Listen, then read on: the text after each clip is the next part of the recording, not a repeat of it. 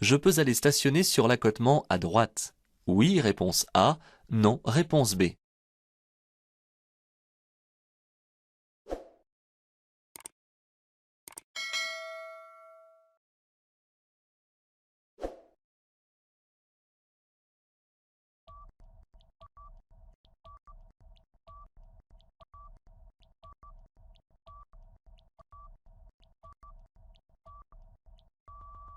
La ligne de rive ressemble ici à celle qui borde les bandes d'arrêt d'urgence sur les voies rapides. Je circule ici en agglomération près d'une école. Ce n'est donc pas une voie rapide. Ces lignes matérialisent souvent la proximité d'une intersection ou d'un aménagement de ce type. Elles n'interdisent pas l'accès à l'accotement afin de stationner. Le stationnement est ici interdit avant et après le panneau. Réponse A. De chaque côté de la rue. Réponse B.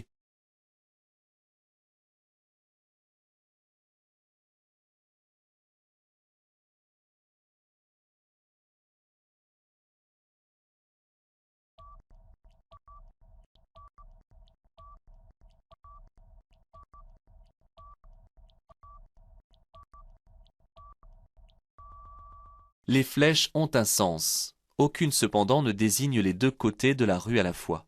Il y a alors un panneau de chaque côté. Qu'elle soit donc posée à l'horizontale ou à la verticale, elle désigne toujours avant et après le panneau. Cela dépend de l'orientation du panneau. Les barrières sont relevées et le feu éteint. En cas de bouchon, je m'arrête avant les barrières. Oui, réponse A. Non, réponse B. Je ne m'engage que si je peux dégager complètement les voies. Oui, réponse C. Non, réponse D.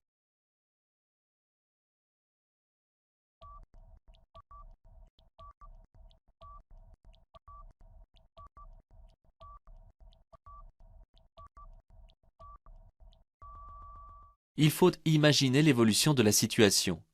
Il est interdit de rester à l'arrêt en circulation sur les voies du train. On se doute pourquoi. Même avec les barrières relevées et les feux rouges clignotants éteints, je reste avant le passage si la circulation est bloquée de l'autre côté. Et je n'avance que si je peux dégager complètement les voies, c'est-à-dire après le passage à niveau. La probabilité de trouver du verglas sur la route se situe plutôt le matin, réponse A, l'après-midi, réponse B.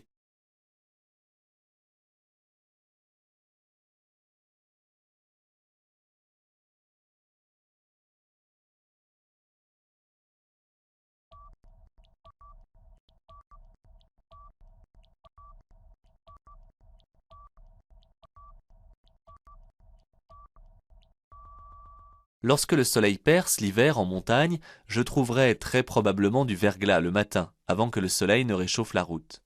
Celui-ci se mettra ensuite à ruisseler dans la journée jusqu'à assécher la route. Attention cependant, selon l'altitude et la température ambiante, la couche de verglas ne va pas disparaître pour autant.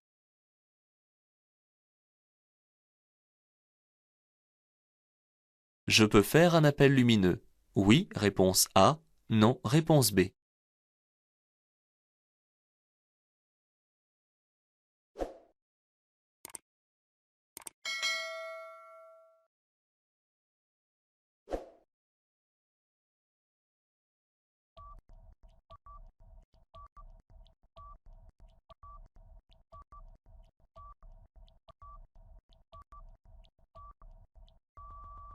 Lors d'un dépassement, il est parfois utile de signaler sa présence par un appel lumineux afin de ne pas surprendre le conducteur du véhicule dépassé.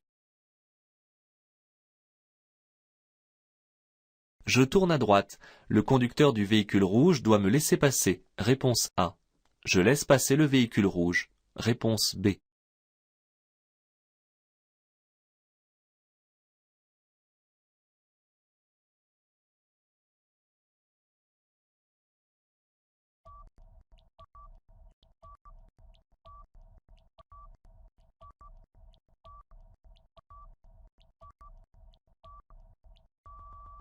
Le conducteur du véhicule rouge a manifesté son intention de tourner à gauche.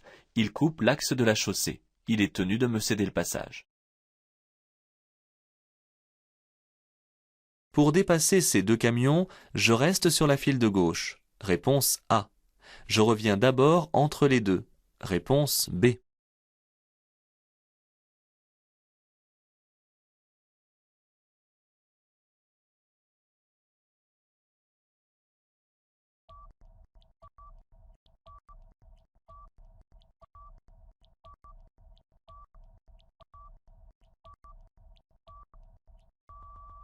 L'espace entre les deux poids lourds est insuffisant pour que je puisse y circuler en toute sécurité.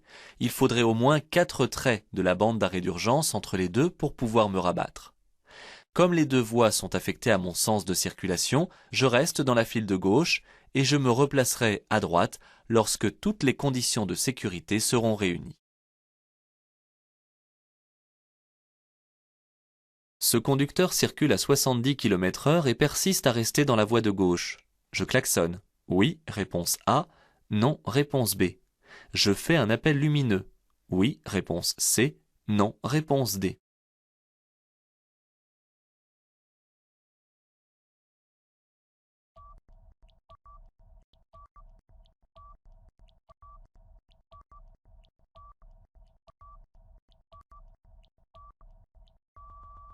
Ce conducteur circule à une vitesse inférieure à la mienne et persiste à rester dans cette voie.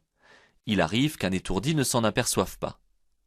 Bien que l'avertisseur sonore ne soit pas interdit hors agglomération, j'évite de klaxonner pour ne pas le surprendre. De plus, il est probable qu'il ne l'entende pas. J'opte plutôt pour l'appel lumineux. Les effets de l'alcool se font sentir dès 0,2 g par litre. Réponse A. Dès 0,5 g par litre. Réponse B. Dès 0,8 g par litre. Réponse C.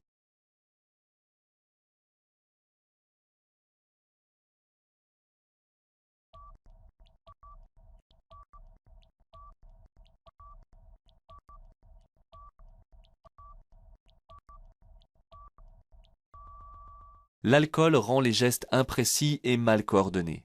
Il réduit le niveau d'attention, de concentration et la résistance à la fatigue.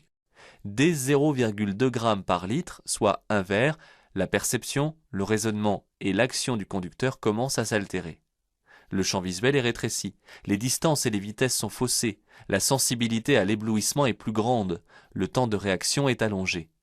Enfin, l'équilibre et la perception des accélérations sont perturbés.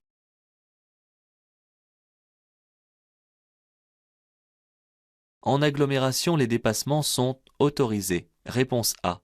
Interdits. Réponse B.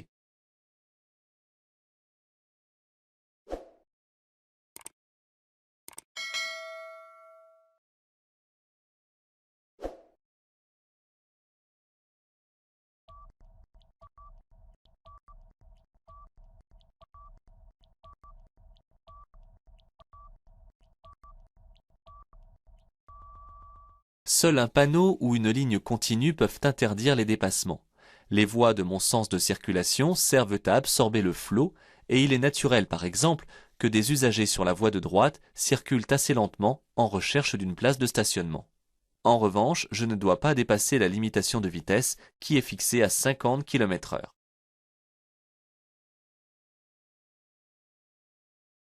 La couleur jaune sur un panneau de direction peut appartenir à une déviation. Réponse A. À l'autoroute. Réponse B. À un itinéraire bis. Réponse C. À un itinéraire de substitution. Réponse D.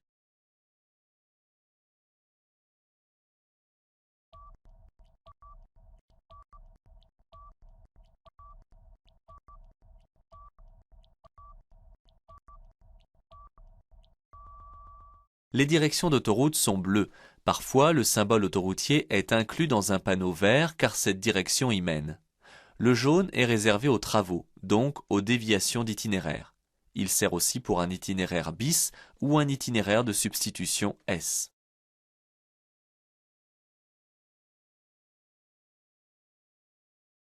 Les grands tunnels, comme celui du Mont Blanc, sont dotés d'issues de survie en cas de feu. Oui, réponse A. Non, réponse B.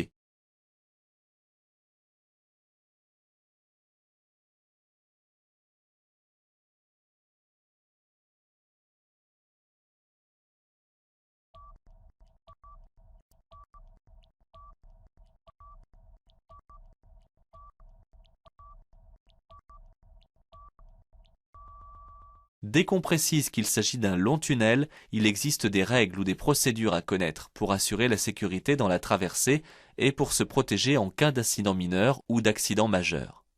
Ces grands tunnels ont tous des abris de ce type, résistants au feu et aux fumées toxiques. Je dois les utiliser et ne jamais en sortir tant qu'un personnel ne me l'a pas dit. Il existe des issues protégées menant vers l'extérieur.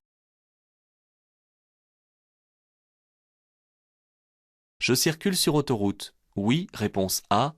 Non, réponse B. Caen est à 22 km. Oui, réponse C. Non, réponse D.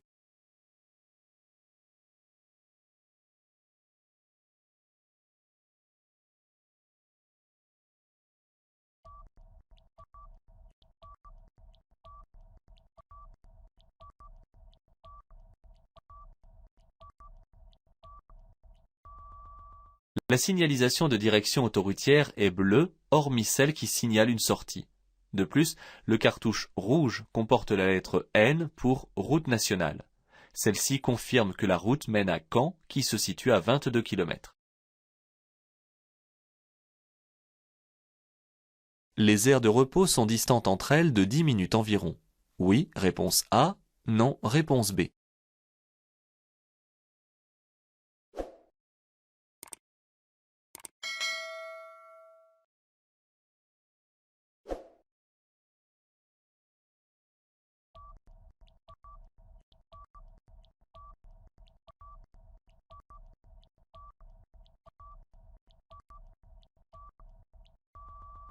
Les aires de repos sont distantes d'une dizaine de minutes entre elles, soit une vingtaine de kilomètres. Les stations proposant du carburant sont un peu plus distantes, raison pour laquelle je dois surveiller la jauge et ne pas attendre que le témoin de réserve s'allume avant de faire le plein.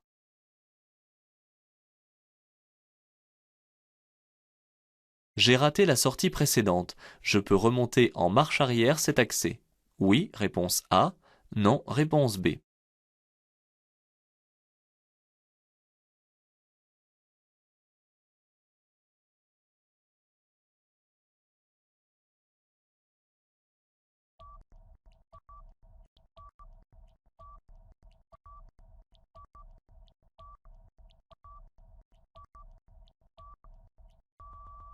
Ne vous reposez pas sur vos lauriers car en général on vous demande aussi si cela vous coûte des points au permis de conduire. Il est interdit car dangereux de faire demi-tour ou d'exécuter une marche arrière sur une autoroute, et cela coûte 4 points ainsi qu'une suspension du permis de conduire pendant 3 ans.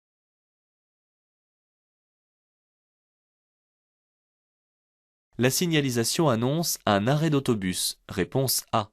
Un passage pour piétons, réponse B. Une voie sans issue, réponse C. Un passage à niveau à 50 mètres, réponse D.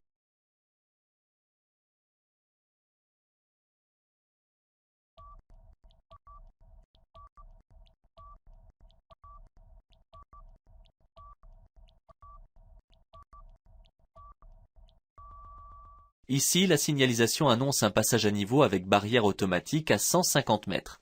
Elle annonce également un arrêt d'autobus et un passage pour les piétons. Il n'y a pas de voie sans issue en vue.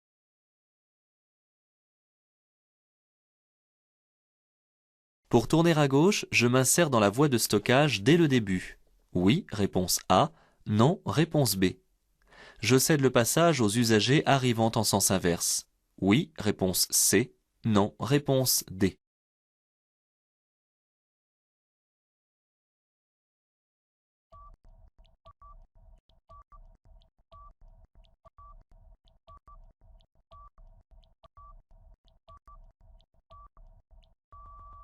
Les voies de stockage permettent d'effectuer un changement de direction sans gêner les autres usagers. Il faut les emprunter dès le début afin de ralentir suffisamment avant de tourner. Si un véhicule arrive en sens inverse, je devrais le laisser passer avant de tourner à gauche. En présence de cette ligne, je peux dépasser ce camion. Oui, réponse A. Non, réponse B.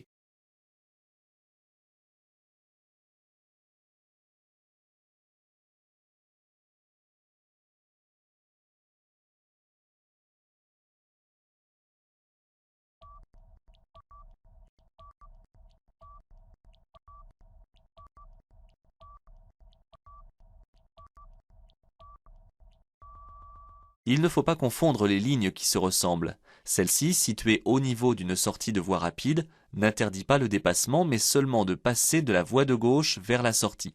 Je peux donc dépasser ce camion. Je devrais m'arrêter si un usager arrive à ma gauche. Réponse A. Dans tous les cas. Réponse B.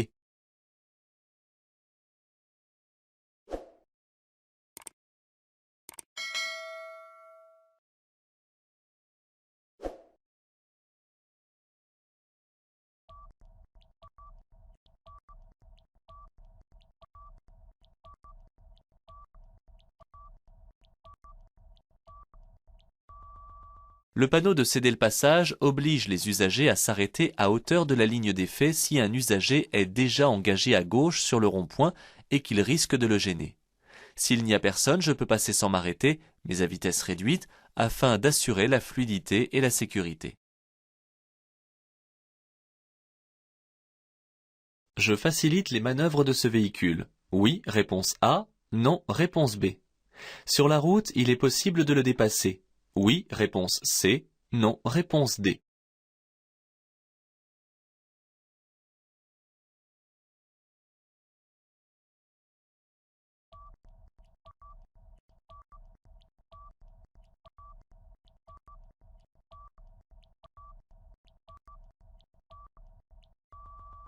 Ce véhicule chasse-neige doit bénéficier de beaucoup d'égards lorsqu'il est en activité, annoncé par un gyrophare, et plus particulièrement un gyrophare bleu. Je lui facilite le passage aux intersections, car il doit profiter de son élan. Il est interdit de le dépasser. Enfin, je garde une bonne distance derrière lui car il projette du sel.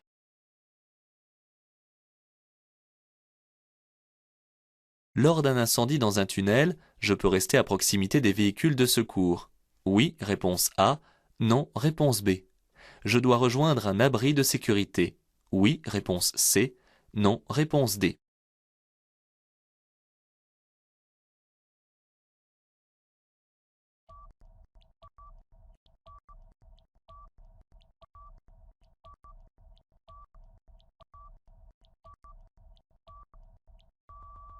Lors d'un incendie dans un tunnel, je dois absolument me rendre dans un des abris de sécurité spécifiquement adaptés pour résister au feu et aux émanations toxiques.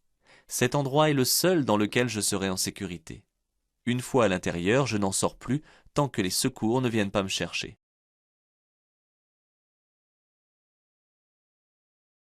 Je circule sur une route communale. Réponse A.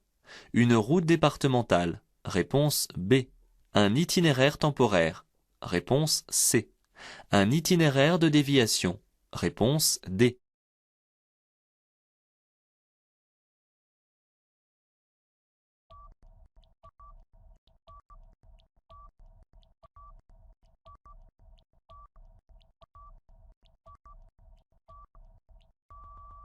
Les routes sont classées en différentes catégories. On les reconnaît par leur couleur. La borne de couleur jaune et la lettre D m'indiquent ici que je circule sur une route départementale.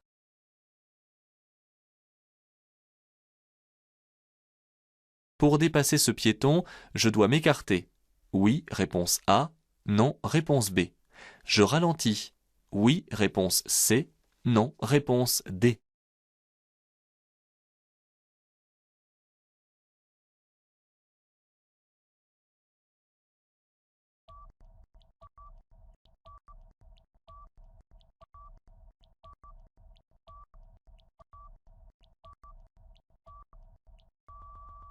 Ce piéton semble ne pas marcher en un lieu autorisé, mais ce n'est pas une raison pour l'ignorer et ne pas assurer sa sécurité. Je mets le clignotant à gauche et je m'écarte donc.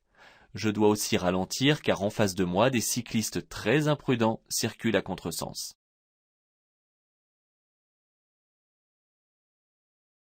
Le pont comporte 3 voies. Oui, réponse A. Non, réponse B. Le dépassement y est interdit. Oui, réponse C. Non, réponse D.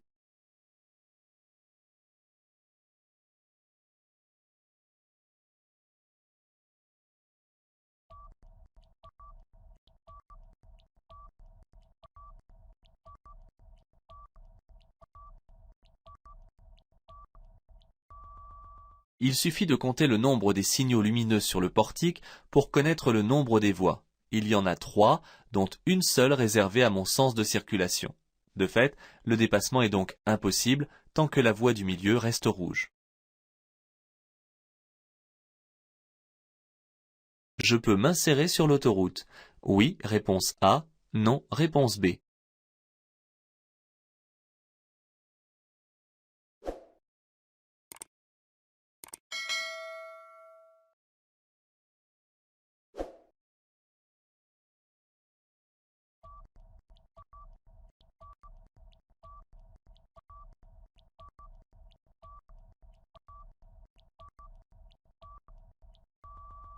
Nous sommes deux à nous lancer sur la voie d'insertion. L'usager qui me suit sortira derrière moi. Ici, je peux aisément m'insérer car le véhicule qui circule déjà sur l'autoroute s'est placé sur la voie de gauche afin de faciliter les deux insertions. Je donne un dernier coup d'œil à gauche avant de changer de voie. L'usager à droite souhaite tourner à gauche. Je lui fais signe de passer. Oui, réponse A. Non, réponse B.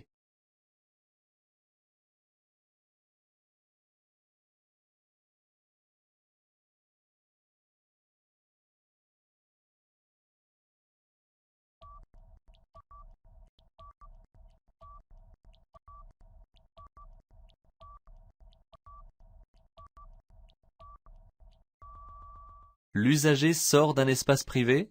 Bien vu, car en effet je dois chercher dans l'environnement les indices qui vont guider mon comportement.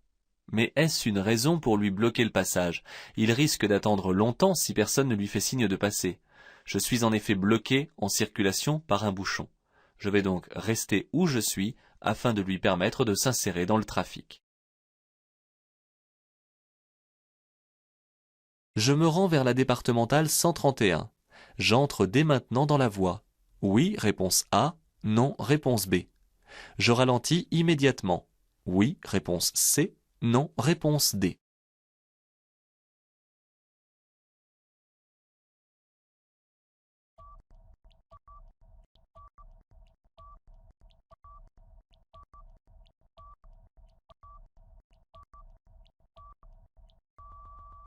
La voie de décélération permet de réduire ma vitesse après avoir changé de voie. Cela évite un ralentissement dangereux sur la route principale. J'entre donc dès le début de la voie et je ne ralentis qu'une fois dedans.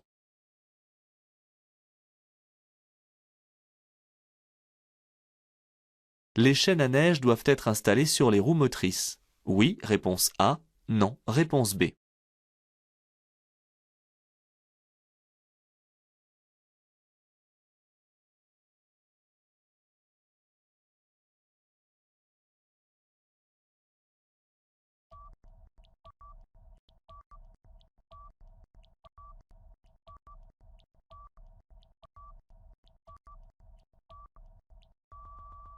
Les chaînes à neige doivent obligatoirement être installées sur au moins 2 roues motrices. Par conséquent, sur les véhicules à traction, on les placera autour des roues avant et sur les véhicules à propulsion, comme certains véhicules de sport, autour des roues arrière. Attention, l'usage des chaînes n'est autorisé que sur les routes enneigées. Je peux aller stationner à droite. Oui, réponse A. Non, réponse B. À gauche. Oui, réponse C. Non, réponse D.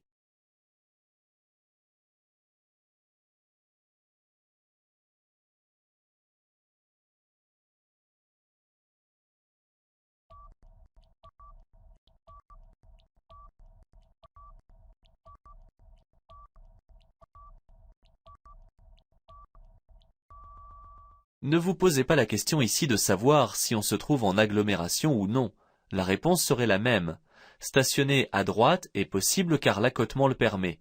Quant à aller stationner à gauche, la ligne continue interdit de passer de l'autre côté. Je circule actuellement sur une autoroute. Oui, réponse A. Non, réponse B.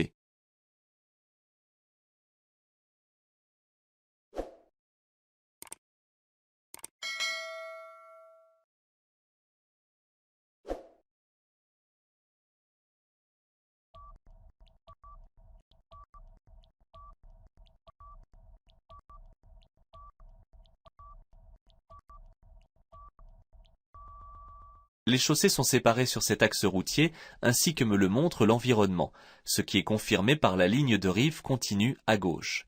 Cependant, la ligne de rive à droite n'est pas celle d'une bande d'arrêt d'urgence qui borde normalement les autoroutes. Je ne circule donc pas sur le réseau autoroutier.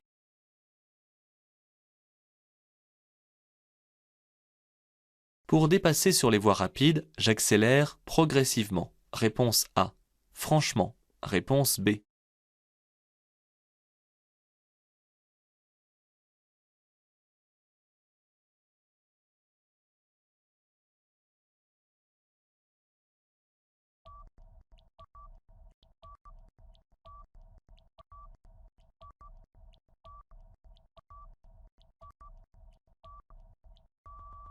Sur les voies rapides, il n'est pas nécessaire d'exécuter la manœuvre de dépassement dans un temps court, car personne ne vient en face. Contrairement à certaines situations sur une route à double sens de circulation, je préférerais ici accélérer en douceur afin d'économiser le carburant et de moins polluer.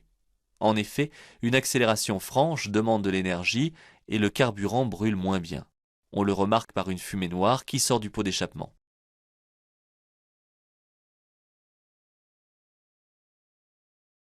Ce panneau indique la présence d'une fromagerie à la prochaine sortie. Oui, réponse A. Non, réponse B.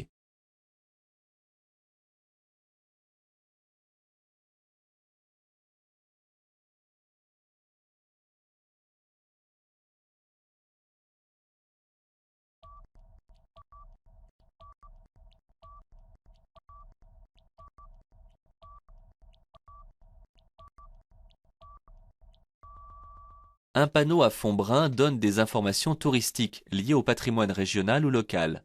Ici, il s'agit d'un des fleurons culinaires de l'Auvergne.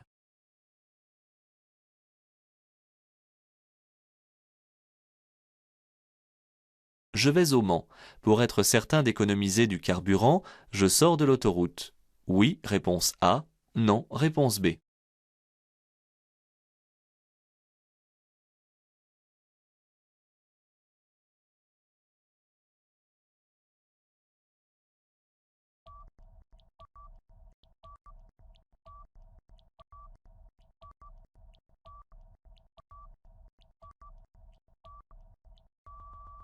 L'autoroute possède l'avantage qu'on régule facilement sa vitesse de croisière sans accélération superflue, alors qu'en suivant un autre itinéraire, j'aurai souvent à m'arrêter et à redémarrer.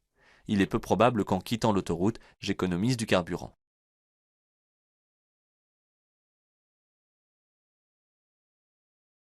En montagne, les cales sont obligatoires. Réponse A. Conseillé. Réponse B.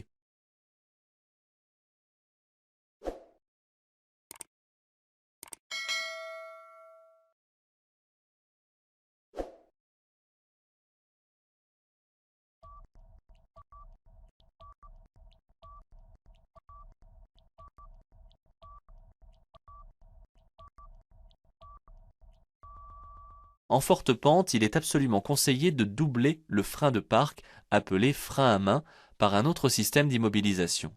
Les cales en font partie, surtout avec un véhicule lourd comme ici. Je peux aussi passer une vitesse qui empêchera le véhicule d'avancer. Et je tourne un peu les roues vers un obstacle qui arrêtera le véhicule.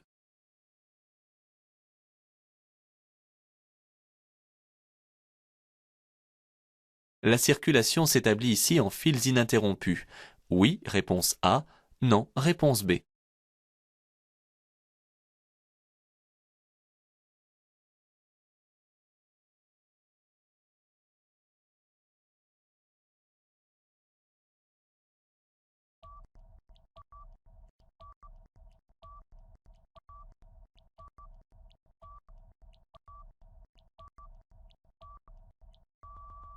Pour conclure qu'une circulation s'établit en fils ininterrompus, il faut pour cela que les usagers ne laissent plus entre eux que la distance de sécurité. Ce n'est pas le cas ici, où la voie de gauche est presque totalement libre.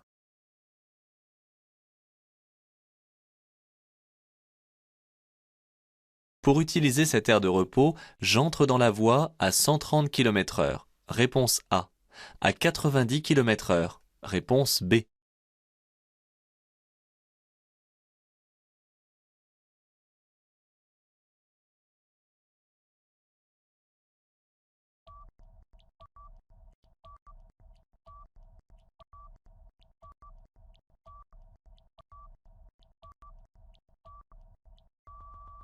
La limitation à 90 km/h commence dès le panneau de prescription. Je dois donc être à cette vitesse dès l'entrée dans la voie, ce qui m'oblige à ralentir plus tôt. J'avertis donc de loin et je commence à ralentir tout en évitant de freiner brutalement à ce niveau. Pour dépasser ce piéton, je dois m'écarter. Oui, réponse A.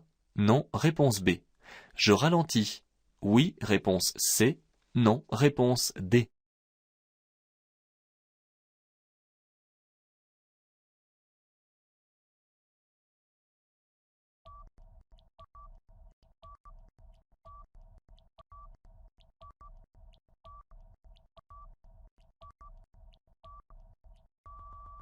Un agent technique me fait signe de ralentir. En effet, plus loin, un véhicule de service accompagne des hommes au travail. Je m'exécute et je prévois déjà le dépassement éventuel du camion arrêté.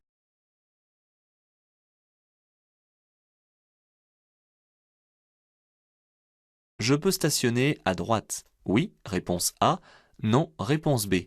À gauche. Oui, réponse C. Non, réponse D.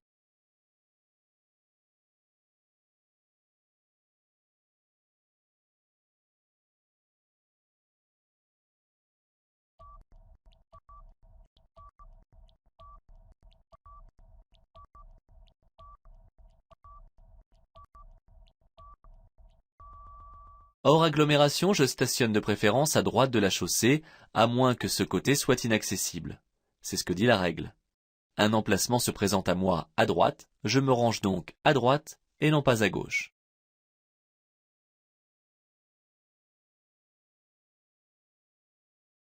À 50 mètres, je céderai le passage aux piétons engagés sur les bandes blanches. Oui, réponse A. Non, réponse B.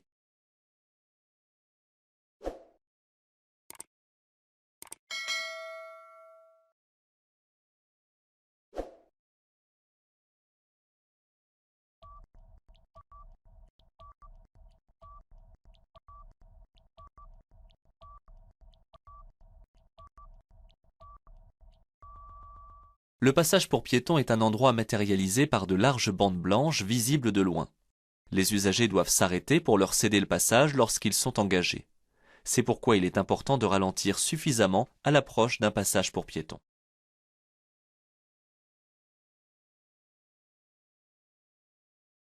Cet usager ne démarre pas. Je peux donner un léger coup de klaxon. Oui, réponse A. Non, réponse B.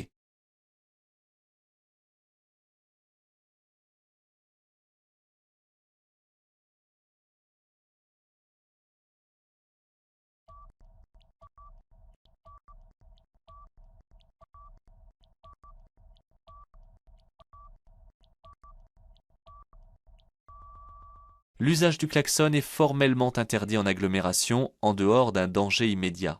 Ici, je suis plutôt gêné qu'en danger. Un simple appel de feu devrait suffire puisque cette personne regarde vers l'arrière de l'habitacle.